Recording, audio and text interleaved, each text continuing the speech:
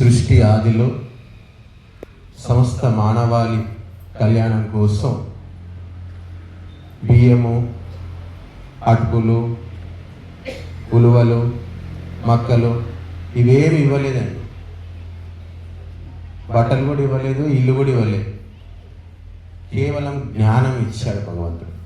సృష్టి ఆదిలో మొట్టమొదటగా వేదం ఇచ్చాడు. ఈ భూమి మీద ఎలా నడుచుకోవాలి, ఎలా ఉండాలి, ఏది మీకు సన్మార్గాన్ని సూచిస్తుంది, ఏ మార్గం గుండా వెళితే మీ యొక్క మానవ జీవితం సఫలమవుతుంది అని తెలుసుకోవడానికి, ఎంచుకోవడానికి అవసరమైనటువంటి జ్ఞానము వేద రూపంలో మనకు అందించడం జరిగింది భగవంతుడు. కాబట్టి ఆ వేదానికి శ్రోతస్సు గురువు అని చెప్పారు. ఎవరైతే ఆ యొక్క గురువు యొక్క వాణి విని నిరంతరం మననం చేస్తారో, వేదము చెప్పినటువంటి ప్రతి విషయాన్ని కూడా మననం చేయాలి అని చెప్పారు. ఏదో విని వదిలేసుకోవడానికి కాదు, పదే పదే చింతన చేయాలి అని చెప్పారు. ఎప్పటి వరకైతే మీరు చింతన చేయరో, ఎప్పటి వరకైతే మీరు మననం చేయరో, మీరు విన్నదంతా కూడా బూడిదలో పోసిన పన్నీరు అవుతుంది. గుర్తుపెట్టుకోండి. ఒక మంత్రము నేర్వండి, మీరు ఎంత ఇబ్బంది అవుతుందో మీకే తెలుస్తుంది. ఒక్కొక్కసారి పెద్ద పెద్ద మంత్రాలు ఉంటాయి. ఎప్పుడైనా మేము నేర్వడానికి ప్రయత్నం చేస్తే 2 రోజులు పట్టినా కానీ రాదు. 2 రోజులు 3 రోజులకు నేర్చిన మంత్రం కూడా ఉంది నా జీవితంలో. అట్లా ఉంటుంది, అంత ఇబ్బంది ఉంటుంది. ఎందుకంటే ఆహారపు అలవాట్లు మారిపోయాయి, తినే తిండి మారిపోయింది, అన్నీ మారిపోయాయి. ఎవడైతే దానము ధర్మము చేశాడో వానికి మాత్రమే శాస్త్రం గుర్తుంటుందట. గుర్తుపెట్టుకోండి. గురువు సేవ అన్నా చేయాలి, దాన ధర్మం అన్నా చేయాలి. ఈ 2 చేసినటువంటి వ్యక్తికి మాత్రమే వేదము గుర్తుంటుంది. మిగతా ప్రపంచంలో ఎవ్వరికి కూడా వేదం అనేది గుర్తుండదండి. ఈ విషయం నాకు తెలియదు మొట్టమొదటిగా. బాగా వేదం గుర్తుండాలి అంటే బాగా మందులు తినాలి, ఆయుర్వేదం మందులు తింటే బాగా గుర్తుంటుందేమో, టయానికి తిని టయానికి పండుకొని టయానికి లేస్తే శాస్త్రాలన్నీ గుర్తుకొస్తాయేమో, ప్రతిరోజు బాగా చదివి బట్టియం పడితే శాస్త్రం గుర్తుంటుందేమో అని నేను అనుకునేవాడిని. గురువుకు సేవ చేసిన వారు దానము ధర్మము ఈ 2 కార్యాలు ఎవరైతే చేస్తారో వానికి శాస్త్రం అనేటువంటిది ఎప్పటికీ గుర్తుకుంటుందంట. చెప్పినటువంటి శాస్త్ర విషయాలు కూడా మనకి చక్కగా అర్థమవుతాయండి. అర్థమైనటువంటి ఆ శాస్త్రం కూడా వాడు చక్కగా జీవితంలో అమలు పరుస్తాడు. ఇలాంటి లక్షణాలు ఉంటాయి. కాబట్టి ఒక వ్యక్తి పెద్ద వ్యాపారి ఉంటాడు. ఆ వ్యాపారి బాగా సంపాదించి 1000 కోట్లు సంపాదించి ఇక వృద్ధుడైపోయి ఉంటాడు. ఇంట్లో ఇక లేవలేడు, కూర్చుంటాడు. ప్రతిదానికి ఎవరో ఒకరు సహాయం చేస్తూ ఉండాలి. బాత్రూమ్కి వెళ్ళినా కానీ ఎవరో ఒకరు తీసుకొని పోయే వాళ్ళు ఉండాలి. ఎక్కడికి వెళ్ళినా మనకు ఎవరో ఒకరు తోడు కావాలి అంటూ ఉంటాడు. రోజు రోజుకు శరీరం క్షీణిస్తుంది, ఒంట్లో భయం వస్తుంది, బెరుకు వస్తుంది, జీవితం అంటే విరక్తి కలుగుతుంది. ఈ జీవితం అంటే ఏంటో కూడా అర్థం కావట్లేదు. ఆ వ్యాపారి మంచాన పట్టారు భయంతో, చావొస్తుందేమో అని చెప్పి, ఎలా బతకాలి అని చెప్పి, ఇక మీరందరూ నా పక్కనే ఉండాలి, మీరు లేకపోతే నాకు భయం వేస్తుంది అని చెప్పి అనడం మొదలు పెట్టాడు. ప్రతిరోజు అందరినీ ఇబ్బంది పెడుతూ ఉన్నాడు. జీవితం అంతా కూడా అట్లా భయంగా గడిచిపోతూ ఉంది ఆ వృద్ధునిది. ఒకరోజు పండితుడు వస్తాడు. నాకు ఇంట్లో ఏ పని చేసినా కానీ వీళ్ళంతా నాకు తోడుగా ఉండాలి, వీళ్ళు లేకపోతే నాకు భయం వేస్తుంది, నా పరిస్థితి ఏంటి, రేపు నేను చనిపోయిన తర్వాత నా గతి ఏంటి, ఇంత సంపాదించాను అని చెప్పి అడుగుతాడు. అప్పుడు ఆ యొక్క పండితుడు అంటాడు, నువ్వు ఇంత సంపాదించావు, మరి నీతో రేపు నీ చావుతో పాటు నీ వెంట ఎవరు వస్తారో మీ ఇంట్లో వాళ్ళని అడుగు అని అంటాడు. అయితే కొడుకుని అడుగుతాడు, నాకు రేపు చావు వస్తుంది, నాతో పాటు నువ్వు వస్తావా అని చెప్పి అడుగుతాడు వాళ్ళ కొడుకుని. అంటే నాకు భార్య ఉంది, పిల్లలు ఉన్నారు, నేను ఎట్లా వస్తాను, నేను నీతో వస్తే నన్ను వీళ్ళని ఎవరు చూసుకుంటారు కోడల్ని అడుగుతాడు, నాకు కూడా పిల్లలు ఉన్నారు కదా, నేను ఎట్లా వస్తాను మీతో పాటు అని చెప్పి కోడలు కూడా రాను అంటుంది. ఇట్లా అందరిని అడుక్కుంటూ వస్తూ ఉంటారు. కానీ ఏ ఒక్కరు కూడా మీ ఆస్తి కావాలంటారు తప్ప ఆయనతో పాటు ఆ చావుతో పాటు వెళ్ళడానికి ఎవరు కూడా సిద్ధపడరు.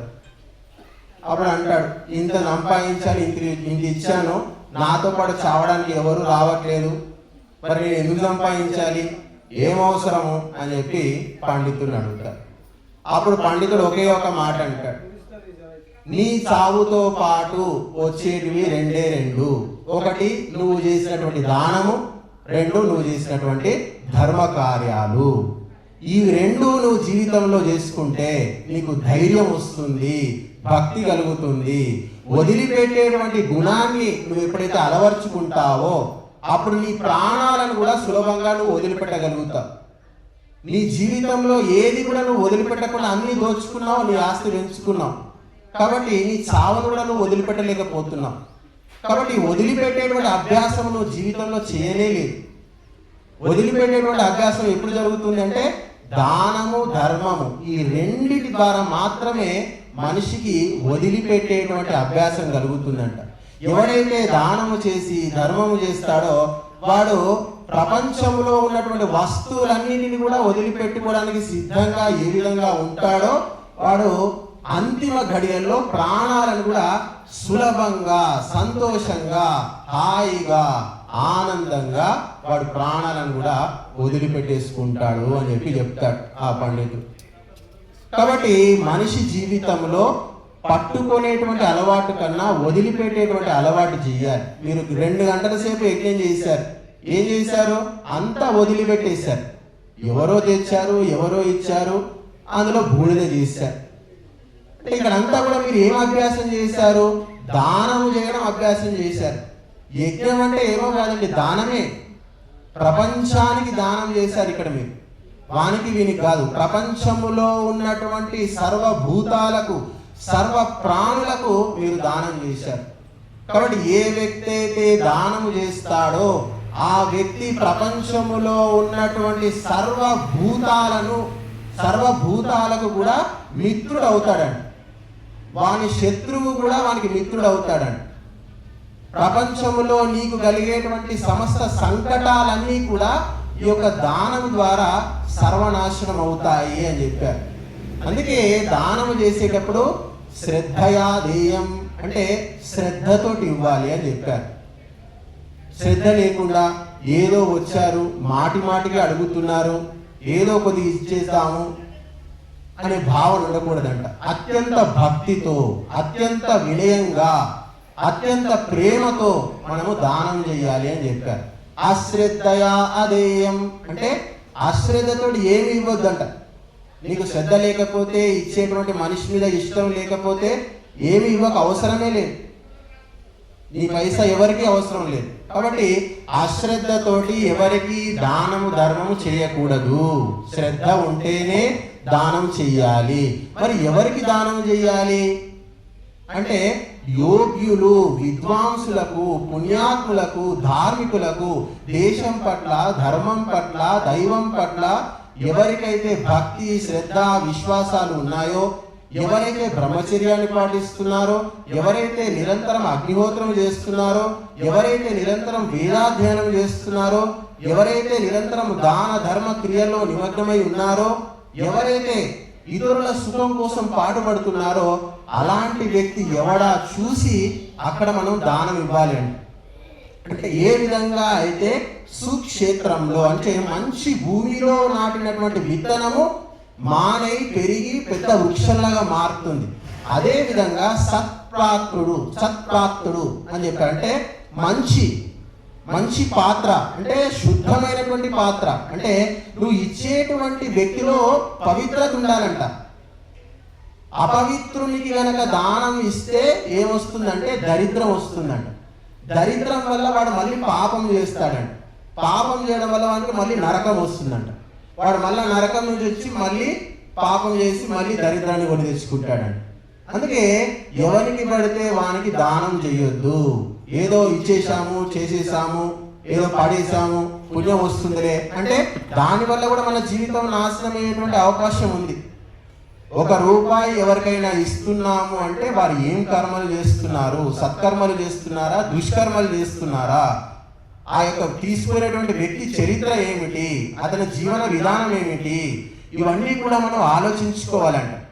అలా ఆలోచించుకున్నప్పుడు మీరు 1 రూపాయి దానం చేసినా సరే, 10 రూపాయలు దానం చేసినా సరే, అది మీకు వేల లక్షల రూపాయల పుణ్యాన్ని మనకు కలిగిస్తుంది అని చెప్పారు. అందుకే సత్పాత్ర దానము అని చెప్పారు. సత్పాత్ర దానం మాత్రమే చేయాలి, కుపాత్ర దానం ఎప్పుడు చేయొద్దండి, గుర్తుపెట్టుకోండి.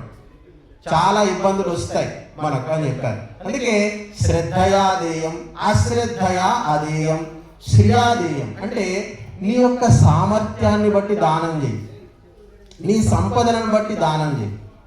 బాగా ఉన్నటువంటి వ్యక్తి ఏమీ లేనటువంటి వ్యక్తి చేసేటువంటి దానంతో సమానంగా దానం చేయకూడదండి. అట్లా చెప్పట్లేదు. ఒక దరిద్రుడు 10 రూపాయలు ఇచ్చాడు, వాడిని చూసి ఒక ధనవంతుడు ఏమనుకుంటాడు, నేను కూడా 10 రూపాయలే ఇస్తాను అని అనుకుంటే దాన్ని నీ యొక్క సామర్థ్యంతో కూడుకున్న దానము అనరు. నీకు ఎన్ని సంపదలు ఉన్నాయి, నువ్వు ఎంత ఇవ్వగలవు, దాన్ని బేరీజు వేసుకొని నువ్వు దానం చెయ్యాలి అని చెప్పారు. అదే అసలైనటువంటి దానము అని చెప్పారు.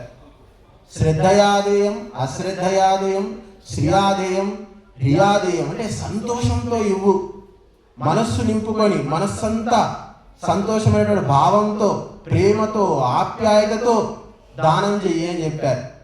బియాదేయం అంటే భయపడుతూ అన్న దానం చెయ్యి. అందరూ దానం చేస్తున్నారు, మనం దానం చేయకపోతే ఏమవుతుందో, దానం చేయకపోతే ఏం నష్టం కలుగుతుందో, ఏదో మనకు లేనిపోయిన ఆపదలు వస్తాయేమో అనుకుడు భయపడకుండా కనీసం దానం చేయమని చెప్పారు. కాబట్టి ఈ విధంగా దానం అనేటువంటిది అనేక రకాలుగా ఉంది. లోవి దాచుకున్నటువంటి ధనమంతా కూడా పుణ్యాత్ముడు అనుభవిస్తాడండి. చాలా మంది చూస్తూ ఉంటాం, బాగా సంపాదించి పిల్లలకి చెల్లిపోతారు. వాళ్ళు వెళ్ళిపోయిన తర్వాత వీళ్ళు బాగా తాగుతూ ఉంటారు, తింటూ ఉంటారు, ఎంజాయ్ చేస్తూ ఉంటారు, రకరకాల భోగాలు అనుభవిస్తూ ఉంటారు. కాబట్టి లోవి దాచిపెట్టుకున్నది ఏది కూడా లోవి తినడండి. తేనెటీగలు జమ చేసుకున్నటువంటి తేనెటీగలు తింటాయా? ఎవడో వచ్చి దోచుకొని పోయి వాడు చక్కగా తేనె మొత్తం జురుకొని తాగేస్తాడు. పాములు పుట్ట పెట్టుకుంటాయి, ఆ పుట్టలో ఎవడుంటాడు? మళ్ళీ పోయి చీమలు పుట్ట పెట్టుకుంటాయి, ఆ పుట్టలో పోయి ఎవడుంటాడు? పాములు ఉంటాయి. కాబట్టి జమ చేసుకుంటూ ఉండడం వల్ల మనిషి పతనం అవుతాడు. ఉన్న దాంట్లో ఎంతో కొంత దానం చేసినటువంటి వ్యక్తి జీవితంలో బాగుపడతాడు, పైకి వస్తాడు అని చెప్పారు. కాబట్టి నా దగ్గర చాలా సంపదలు ఉన్నాయి, లక్షలు కోట్లు ఉన్నాయి, అవే వాడిని తినేస్తాయంట, అవి వాడిని ఘాతకంగా మారుతాయంట. విపరీతమైన సంపదలు ఏ గృహస్థుడైతే తన దగ్గర పోగు చేసుకుంటాడో అవి వాణ్ణి మింగేసేటువంటి సంపదలుగా మారిపోతాయంట. అందుకే ప్రతి గృహస్థునికి ఋషులు ఏం చెప్పారంటే ప్రతిరోజు యజ్ఞంలో ఆహుతి వేసన్నా తిను, కాకపోతే ఇంటికి వచ్చేటువంటి ఏ అతిథికైనా ఒక ముద్ద పెట్టైనా తిను. అట్లా తింటేనే నువ్వు కలకాలం ఆయురారోగ్యాలతో అష్టైశ్వర్యాలతో నువ్వు బతుకుతావు అని చెప్పారు. ప్రపంచంలో ఆకలితో చచ్చే వాళ్ళు చాలా మంది ఉన్నారండి, గుర్తుపెట్టుకోండి. ఆకలితో చచ్చే వాళ్ళంతా కూడా ఒకే విధంగా చస్తారు, ఎందుకంటే అన్నం లేక చచ్చిపోతారు. కానీ ఈ ఆకలితో చచ్చిపోయే వాళ్ళకన్నా ఎక్కువ తినే చచ్చిపోయే వాళ్ళు ఎక్కువగా ఉన్నారు. ఎక్కువగా తిని చనిపోయే వాళ్ళు రకరకాలుగా చచ్చిపోతున్నారంట. ఎక్కువ తినే వాళ్ళకి వచ్చే రోగాలు రకరకాలుగా ఉన్నాయంట. కానీ ఆకలి లేకుండా చనిపోయే వాళ్ళందరికీ ఒకే రకమైన రోగం వస్తుందంట, అన్నం లేకపోవడం, అంతే. అది కూడా రోగం కాదు. కానీ బాగా తిన్న వాళ్ళకు రకరకాల లక్షల వేల రోగాలు వచ్చి చచ్చిపోతున్నారు. కాబట్టి దానము చేయకుండా, బంధువులకు పెట్టకుండా, ధార్మికులకు, విద్వాంసులకు, వేదానికి, యజ్ఞానికి, వేటికి డబ్బు ఖర్చు పెట్టకుండా ఏ గృహస్థులైతే భోగాలు అనుభవిస్తారో వాళ్ళంతా కూడా ఖచ్చితంగా, నిశ్చితంగా శాస్త్రం చెప్పిన విధంగా ఆపదలలో ఖచ్చితంగా చిక్కుకుంటారని చెప్పి మనకు శాస్త్రాలు చెబుతూ ఉన్నాయి. కాబట్టి ఈ విషయాన్ని మనం గమనించాలి. చాలా మంది దానం చేసేటప్పుడు దానం చేసే వ్యక్తులు 3 రకాలుగా ఉంటారని చెప్పారు. తామసికులు, రాజసికులు, సాత్వికులు అని చెప్పారు.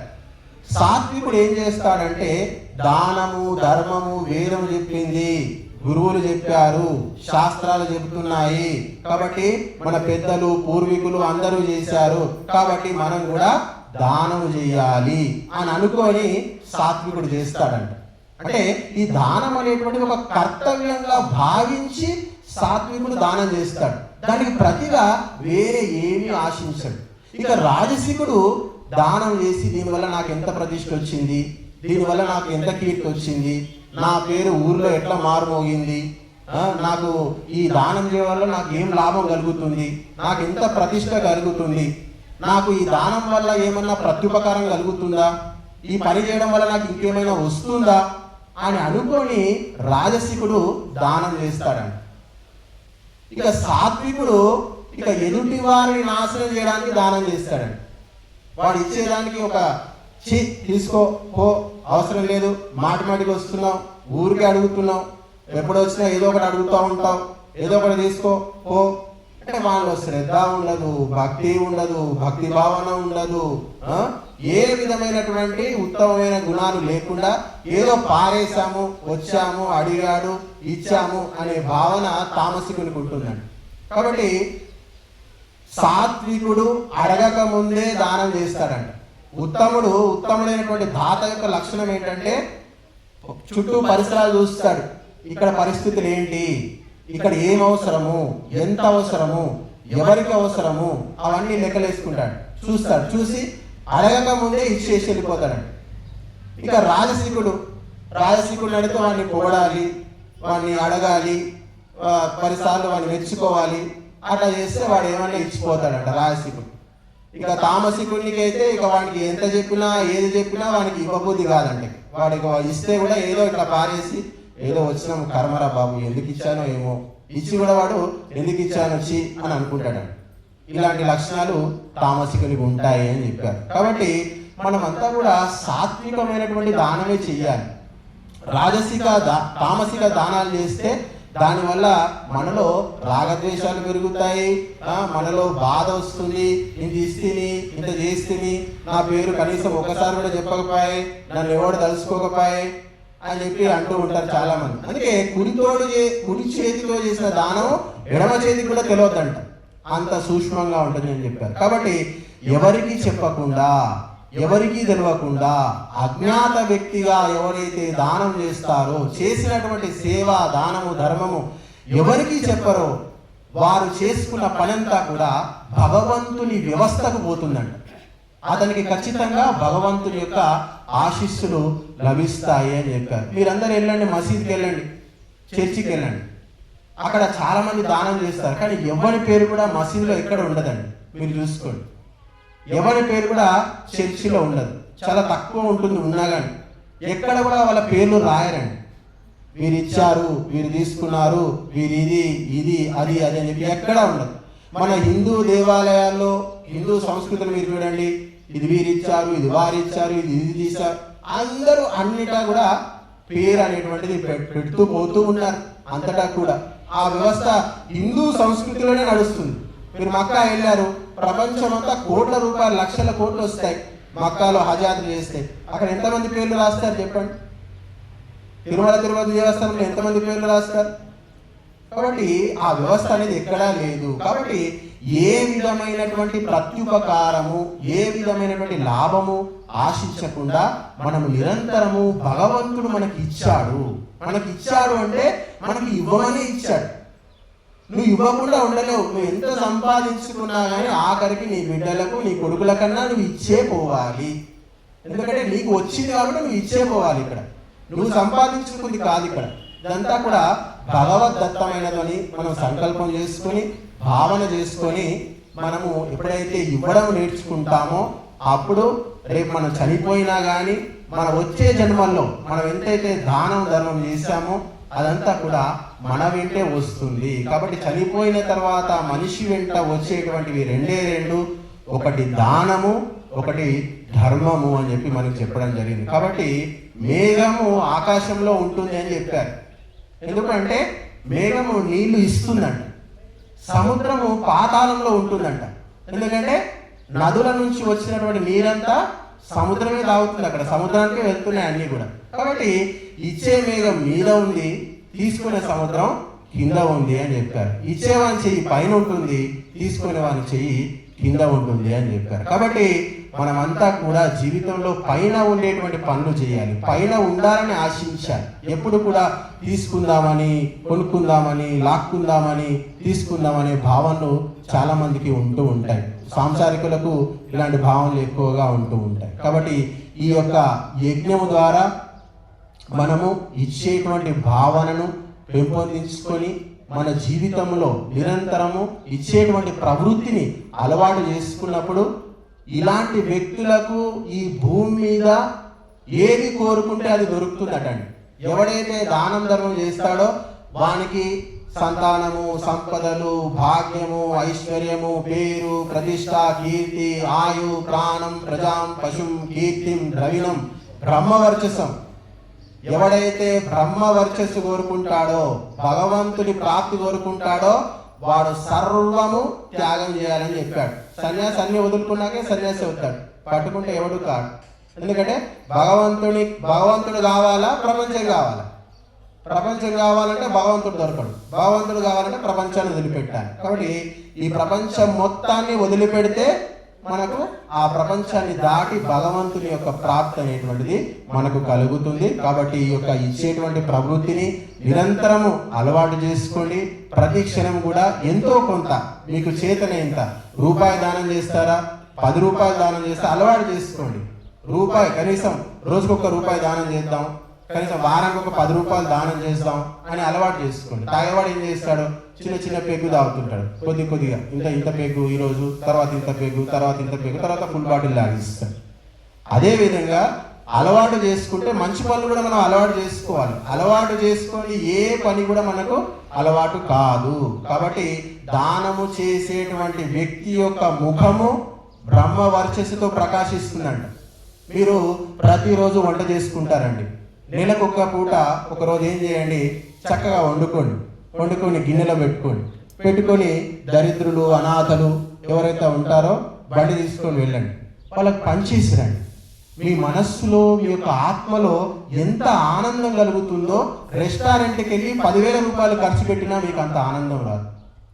నేను చెప్తున్నాను, ఇది గ్యారంటీగా చెప్తున్నాను. ఇచ్చేటువంటి గుణాన్ని మీరు అలవర్చుకోండి. ఇస్తేనే మనం బాగుపడతాము. ఈ భూమి మీద ఇచ్చేటువంటి వాడే బతుకుతాడంట. తీసుకోవాలి లెక్కలు చేసుకునేటువంటి పనుల వల్ల ఎవడు కూడా జీవితంలో బతకలేరు అని చెప్పారు. కాబట్టి అందరూ ఇస్తేనే ఈ యొక్క ఆశ్రమం యొక్క నిర్మాణం జరిగింది. ఇక్కడికి వచ్చినప్పుడు కూడా ఎంతో మంది సహాయం చేశారు, చేస్తూ ఉన్నారు. వారి వల్లనే మేము ఎన్నో యజ్ఞాలు చేయగలిగాం. కాబట్టి ధర్మం అనేటువంటిది దానం ద్వారా మాత్రమే నిలబడుతుంది, గుర్తుపెట్టుకోండి. ప్రపంచమంతా క్రైస్తవం ఉంది అంటే క్రైస్తవం కోసము లక్షల కోట్ల రూపాయలు ఇస్తున్నారు వారు. దానికి ముస్లింలందరూ కూడా కోట్ల రూపాయలు ఇస్తున్నారు ఇస్లాం కోసం. అందుకే ఇస్లాం ఉంది. ఒక్క క్షణము అక్కడ డబ్బులు ఇవ్వడం ఆగిపోయింది అనుకోండి, సౌదీకి డబ్బులు ఇవ్వడం మానేశారనుకోండి, ప్రపంచంలో ఉన్న ముస్లింలంతా కూడా ఇస్లాం అనేది ఉండనే ఉండదండి. టెర్రరిజం అంటారు, టెర్రరిజంలో కూడా డబ్బు దానం చేస్తారు. టెర్రరిజం వాళ్ళకు, టెర్రరిస్టులకు డబ్బులు ఇస్తారు. ఎట్లా ఇస్తారు తెలుసా మీకు? గంజాయి, మాఫియా ఇవన్నీ చేసి వాళ్ళు డబ్బు సంపాదించుకుంటారు. ఈ యొక్క టెర్రరిస్టులు అంతా కూడా ఆఫ్ఘనిస్తాన్ అక్కడంతా కూడా గంజాయి పండిస్తారు. ఆ వచ్చినటువంటి గంజాయి పంటలో టెర్రరిస్టులకు డబ్బులు ఇస్తారు.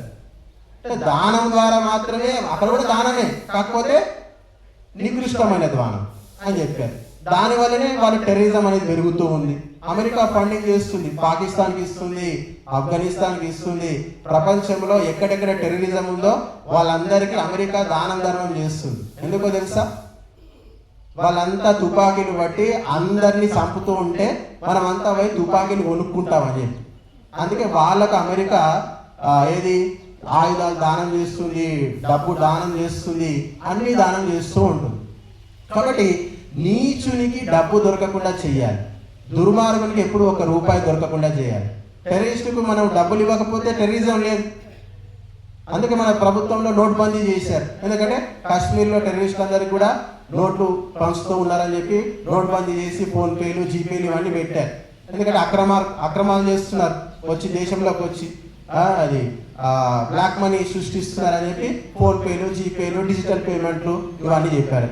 దీనివల్ల ఏమవుతుంది అంటే ఈ యొక్క ముస్లింలకు ఇచ్చే దానం తగ్గుతుంది, క్రైస్తవులకు ఇచ్చే దానం తగ్గుతుంది. క్రైస్తవులు విదేశాల నుంచి లక్షల కోట్ల రూపాయలు ట్రస్టులు అని చెప్పి మన దేశానికి దిగుమతి చేసుకొని ఆ డబ్బును ప్రచారానికి వాళ్ళు మొదలు పెట్టారు. దాని ద్వారా ప్రచారం చేశారు, ఎంతో మంది హిందువులను మార్చారు.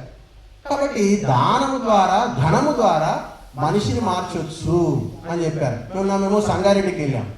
అయితే మేము ఉన్నటువంటి కాలనీలో ఒక ఆటో వచ్చింది. వాళ్ళు పాత బట్టలు ఇవ్వండి, ఇంట్లో ఏ సామాను ఉన్నాయని ఇవ్వండి, మేము దానం చేస్తాం, ఇది చేస్తాం, అది చేస్తాం అని చెప్పి వాళ్ళు ఊదర కొడుతూ ఉన్నారు. తర్వాత వాళ్ళ గురించి మా గురువు గారు ఎంక్వైరీ చేశారు.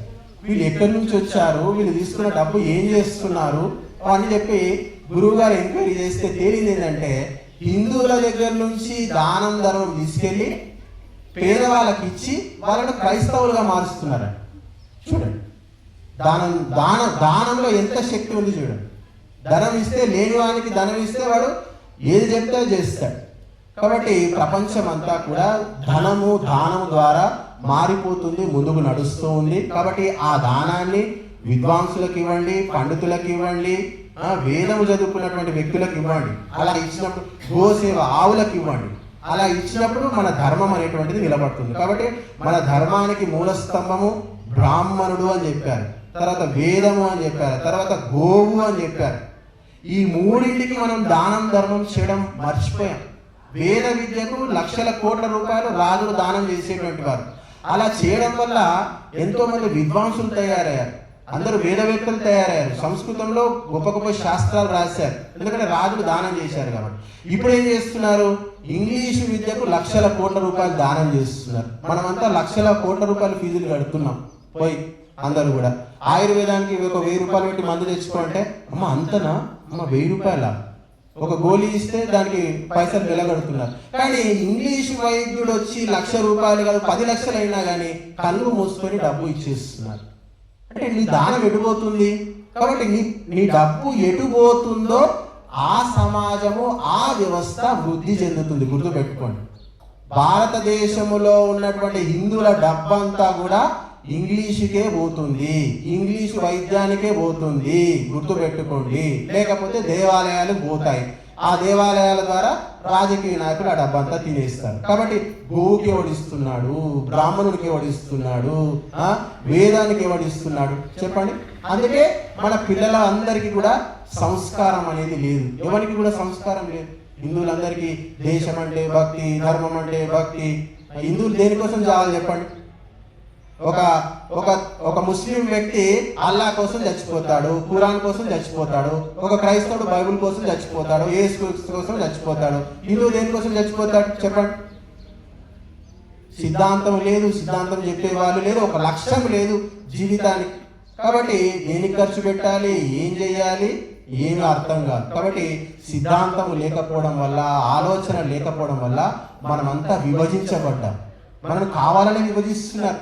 కులాల ప్రాతిపదికన, మతాల ప్రాతిపదికన, సాంప్రదాయాల ప్రాతిపదికన, పూజా విధానాల ప్రాతిపదికన మనం అంతా వేరుగున్నాం. చూస్తే మనం అంతా ఇక్కడ కనబడుతున్నాం. కాబట్టి ఇందులో మనం తీస్తే, మన భక్తి ప్రకారం తీస్తే మనం అంతా చెట్టుకొని పుట్టకొని తయారవుతాం. ఎందుకంటే మన సాంప్రదాయాలు, మన భక్తి, మన దేవతలు అంతా కూడా రకరకాలుగా ఉన్నారు. రకరకాల సాంప్రదాయాలు మన ధర్మంలో పుట్టించారు. ఈ దేశం ఇప్పటికైనా క్షేమంగా ఉంది అంటే ఒకే ఒక కారణము ఆర్మీ అని చెప్పారు, సైనికులు అంట. ఒక క్షణము ఈ దేశంలో ఆర్మీని తీసేస్తే ఈ దేశాన్ని దోచుకోవడము, ఈ దేశం మీద దాడి చేయడము 5 నిమిషాల పని అని చెప్పారు. కానీ ఇస్లాం మతం ఉన్నటువంటి దేశాలను మీరు దోచుకోలేరండి. ఎందుకంటే వాళ్ళ ఆలోచన అందరికీ ఒకటే ఉంటుంది. అల్లా కోసం ఫైట్ చేద్దాం, అల్లా కోసం మనం పోరాడదాం అంటాడు. హిందువులు ఏం చెప్పుకొని పోతారు చెప్పండి? ఎవరి కోసం పోరాడతారు? రాముని కోసమా, కృష్ణుని కోసమా, హనుమంతుని కోసమా, శివుని కోసమా? ఎవరి కోసం యుద్ధం చేయాలి? దేనికోసం యుద్ధం చేస్తారు? కాబట్టి మనం అంతా కూడా ఈ సైద్ధాంతికంగా మనం అంతా కూడా వేరైపోయాము. ప్రపంచంలో ఎక్కడ ఏ ముస్లిం ఉన్నా వాడు సౌదీలో ఉన్నటువంటి మక్కా మసీదుకు వాడు గులాము. హిందువు ఎవరికి గులాము? హిందువు దేని నమ్మాలి? హిందువుకి ఏ సిద్ధాంతం ఉంది? ప్రపంచంలో ఉన్న క్రైస్తవులంతా కూడా జెరూసలేం పోతారు, యేసుక్రీస్తుని నమ్ముతారు. హిందువులు ఎక్కడ పోవాలి, దేనికోసం ఫైట్ చేయాలి? కాబట్టి హిందువులందరినీ కూడా మెల్లమెల్లగా చంపుకొని తినేసేయచ్చు, మెల్లమెల్లగా చంపవచ్చు, కుల ప్రాతిపదికన చంపొచ్చు, జాతి ప్రాతిపదికన చంపొచ్చు, రిజర్వేషన్ల ప్రాతిపదికన హిందువులను చంపేసేయచ్చు. ఎవడు రాడు, ఒక కులాన్ని చంపితే ఇంకో కులం హిందువు ఎవడు రాడు, పొద్దున చివరి మాట్లాడే పరిస్థితి లేదు. అలాంటి జాతి మన హిందూ జాతి తయారైపోయింది. కాబట్టి మనమంతా కూడా మొన్న నడిపాజన్న గారు ఢిల్లీ పోయి వచ్చారు. అంత ఖర్చు పెట్టుకొని 4-5 వేలు పెట్టుకొని ఢిల్లీ ఎందుకు పోయి వచ్చాడు అంటే ఆయన ఆలోచన ఆర్య సమాజ సిద్ధాంతాలతో ఉంది. ఆలోచనను ఆయన అక్కడికి లాగింది, తీసుకొని పోయింది. ప్రతి ముస్లిం ఏం చేస్తాడు, మక్కా వెళ్ళి అక్కడ మసీద్కి ప్రార్థన చేసేస్తాడు, దర్శనం చేసుకొస్తాడు. లక్షల కిలోమీటర్ల దూరం ఉన్నటువంటి మక్కా ఎందుకు వెళ్తాడంటే ఆలోచన వాడు ఇక్కడ తయారు చేసుకున్నాడు, ప్రతి ఒక్కరిని కూడా తయారు చేసుకున్నాడు. క్రైస్తవం ఇస్లాం పుట్టక ముందు ఆ 2 పార్టీలు ఉండేటివి ఇస్లాంలో కూడా. ఒక వర్గం వాళ్ళు ఎక్కువగా ముందుకెళ్తున్నారని చెప్పి ఇంకో వర్గం వాళ్ళు ఏం తయారు చేశారంటే మన పిల్లలకు చిన్నప్పటి నుంచే మదరసాలో ట్రైనింగ్ ఇవ్వాలి, మనకి చిన్నప్పటి నుంచే మన ధర్మం నూరిపోయాలి అని చెప్పి వాళ్ళు అట్లా తయారు చేసుకున్నారు. దానివల్ల వాళ్ళ మతం అనేది పెద్దగా అయిపోయింది. అంటే చిన్నప్పటి నుంచి వాళ్ళు ట్రైన్ చేస్తాడు. ఒకసారి మీరు మార్చిన తర్వాత వాడిని మార్చడం కష్టం అండి. మీకు పిండి ఇచ్చారు, మీ సంతానం అంతా ఒక పిండితో సమానం, గుర్తుపెట్టుకోండి. ఆ పిండిని మీరు రొట్టె చేసుకుంటారా, పూరీ చేసుకుంటారా అనేది మీ చేతుల్లోనే ఉంది. వాళ్ళంతా కూడా తయారు చేసుకుంటున్నారు. ఒకసారి పిండిని పూరీ చేసిన తర్వాత నువ్వు దాన్ని రొట్టె చేయలేవు, ఇంకా దేన్ని చేయలేవు, అదే నువ్వు తినాలి. అది ఎప్పుడు జరుగుతుంది అంటే చిన్నప్పుడే జరుగుతుంది. ఆ పని క్రైస్తవులు చేస్తున్నారు. కాబట్టి మీరు క్రైస్తవుల పిల్లల్ని మార్చలేరు, ముస్లింల పిల్లల్ని మార్చలేరు. మీ పిల్లల్ని మాత్రమే మీరు మార్చుకోగలరు, అది మాత్రమే మీ చేతుల్లో ఉంది. కాబట్టి వారికి ధార్మిక శిక్షణ ఇవ్వండి. ఈ యొక్క డిసెంబర్ 9వ తారీఖు నుంచి మనకు భగవద్గీత 18 రోజులు కార్యక్రమం ఉంటుంది.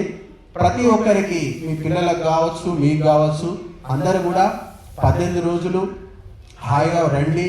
లేకపోతే మీకు ఇక్కడ అన్ని వసతులు ఉంటే మీరు వచ్చి నేర్చుకొని వెళ్ళొచ్చు, వసతులు లేకపోతే ఇక్కడే ఉండొచ్చు. మీరు అందరూ కూడా కనీసం భగవద్గీత ఎలా చదవాలి, ఎలా వినాలి, తిరిగి దాన్ని ఎలా ఉచ్చరించాలి, ఈ విషయాలన్నీ కూడా మీకు అవగతం అవుతాయి.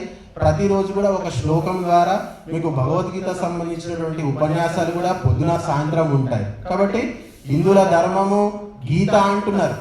సరే, మన ధార్మిక గ్రంథాలు సృష్టి ఆదిలో వేదాలని చెప్పారు. తర్వాత అది సులభతరం చేసి ఇది సులభంగా ఉంటుంది కాబట్టి భగవద్గీతని మన ధర్మ గ్రంథంగా పెట్టుకుందాము అని చెప్పి దాన్ని ప్రచారం చేశారు. సరే, గీత మీ ధర్మ గ్రంథము, ఏదో ఒకటి ధర్మ గ్రంథం పెట్టుకున్నారు. కనీసం అదన్నా చదవడము, రాయడము, కానీ చెప్పడము రావచ్చు కదా. అది కూడా ఎవరికి రాదు. పాకిస్తాన్కు సైన్యాధ్యక్షుడు అయ్యాడు వాడు ఆసిఫ్ మునీర్ అని చెప్పి. వాడు ఇండియా మీద దాడి చేస్తున్నాడు. వాడిని ఎందుకు నియమించారో తెలుసా? వానికి ఖురాన్ మొత్తం కంఠస్థం వచ్చాడు, రాశారు పేపర్. ఖురాన్ మొత్తం నోటికి చెప్తాడంట వాడు. అందువల్ల మన మతానికి చెందినటువంటి వాడు, మన మతమౌఢ్యం ఉంది, మన మతం పట్ల అవగాహన ఉంది, ఖురాన్ మొత్తం వచ్చు వీనికి, కాబట్టి వీడిని సైన్యాధిపతి చేయండి అని చెప్పి ఆసిఫ్ మునీర్ ఇప్పుడు మొన్న వానికి ఫీల్డ్ మార్షల్ అవార్డు కూడా ఇచ్చారు. ఎందుకంటే వానికి ఖురాన్ మొత్తం నోటి మీదే చెప్పేస్తాడండి. కాబట్టి అంతటి మత పిచ్చి వాళ్ళకు ఉంది. ఎవరికి వస్తాయండి? ఎంతమంది? కనీసం ఒక అధ్యాయం వస్తుందా మన హిందువుల పిల్లలకు భగవద్గీత? కనీసం ఉచ్చారణ రావట్లేదు. నేను చదివితే ఎవరు చదవలేకపోతున్నారు.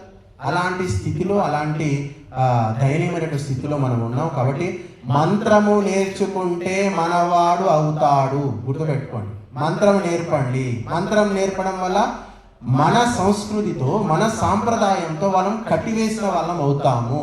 లేకపోతే ఇంగ్లీష్ చదువుకుంటాడు, అమెరికా పోయి ఇల్లు కట్టుకొని అక్కడే ఉండేటువంటి పరిస్థితులు. ఆ దేశం కోసం పనిచేస్తాడు, ఆ దేశంలోనే చనిపోతాడు. కాబట్టి ఈ యొక్క ధర్మం యొక్క సూక్ష్మం అనేటువంటిది చాలా విస్తారమైనటువంటిది.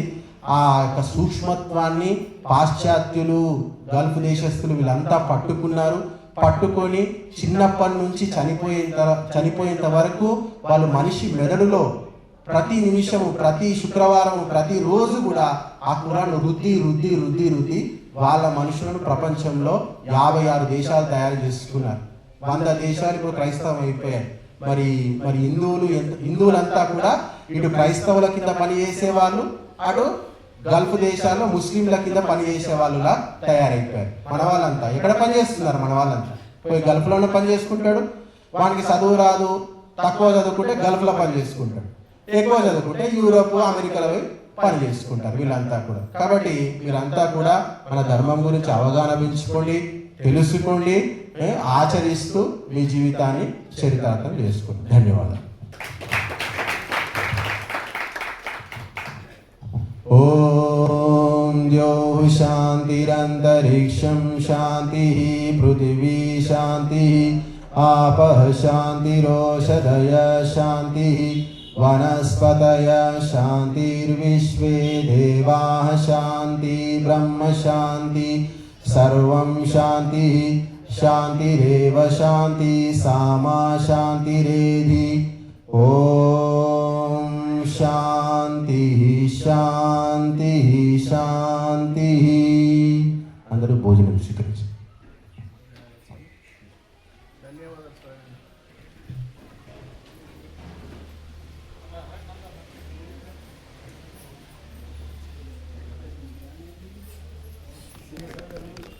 Huh?